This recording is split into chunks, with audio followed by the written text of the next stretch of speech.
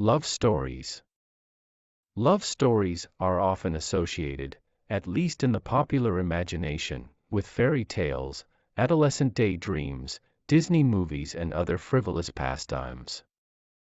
For psychologists developing taxonomies of affection and attachment, however, this is an area of rigorous academic pursuit. Beginning in the early 1970s with the groundbreaking contributions of John Allen Lee, researchers have developed classifications that they believe better characterize our romantic predispositions. This involves examining not a single, universal, emotional expression, love, but rather a series of divergent behaviors and narratives that each has an individualized purpose, desired outcome, and state of mind. Lee's gritty methodology painstakingly involved participants matching 170 typical romantic encounters, example, the night after I met X, with nearly 1,500 possible reactions. I could hardly get to sleep, or, I wrote X a letter. The patterns unknowingly expressed by respondents culminated in a taxonomy of 6 distinct love styles that continue to inform research in the area 40 years later. The first of these styles, Eros, is closely tied in with images of romantic love that are promulgated in Western popular culture. Characteristic of this style is a passionate emotional intensity, a strong physical magnetism, as if the two partners were literally being pulled together, and a sense of inevitability about the relationship. A related but more frantic style of love called mania involves an obsessive, compulsive attitude toward one's partner. Vast swings in mood from ecstasy to agony, dependent on the level of attention a person is receiving from his or her partner, are typical of manic love. Two styles were much more subdued, however.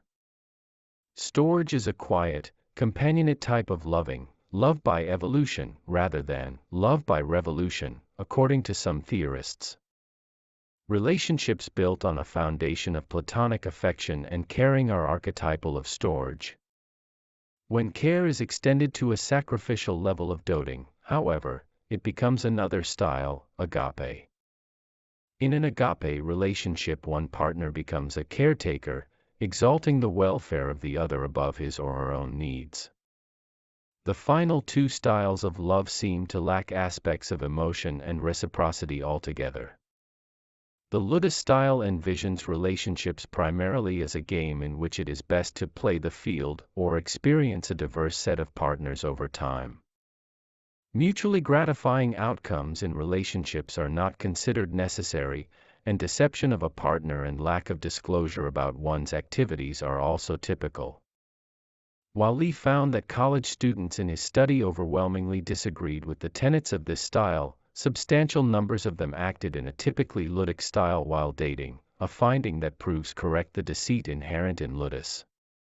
Pragma lovers also downplayed emotive aspects of relationships but favored practical, sensible connections. Successful arranged marriages are a great example of pragma, in that the couple decides to make the relationship work, but anyone who seeks an ideal partner with a shopping list of necessary attributes, high salary, same religion, etc., fits the classification.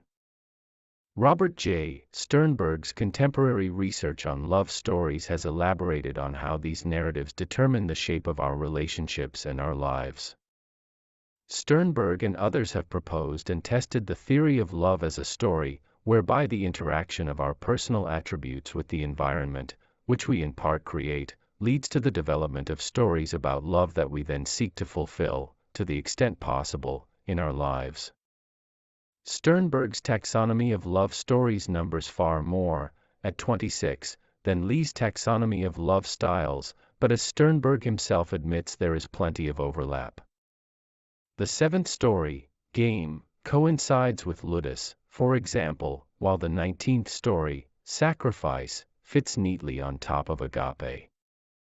Sternberg's research demonstrates that we may have predilections toward multiple love stories, each represented in a mental hierarchy and varying in weight in terms of their personal significance.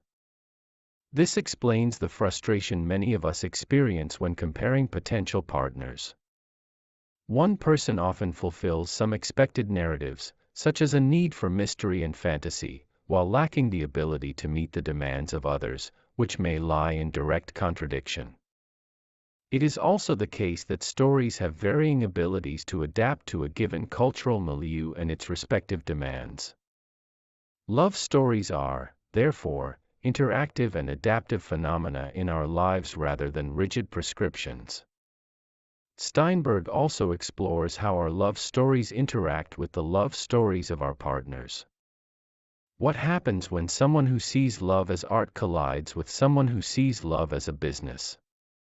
Can a sewing story, "Love is what you make it," coexist with a theater story, "Love is a script with predictable acts, scenes, and lines"? Certainly, it is clear that we look for partners with love stories that complement and are compatible with our own narratives. But they do not have to be an identical match. Someone who sees love as mystery and art, for example, might locate that mystery better in a partner who views love through a lens of business and humor. Not all love stories, however, are equally well predisposed to relationship longevity. Stories that view love as a game, as a kind of surveillance, or as addiction are all unlikely to prove durable. Research on love stories continues apace. Defying the myth that rigorous science and the romantic persuasions of ordinary people are incompatible, this research demonstrates that good psychology can clarify and comment on the way we give affection and form attachments.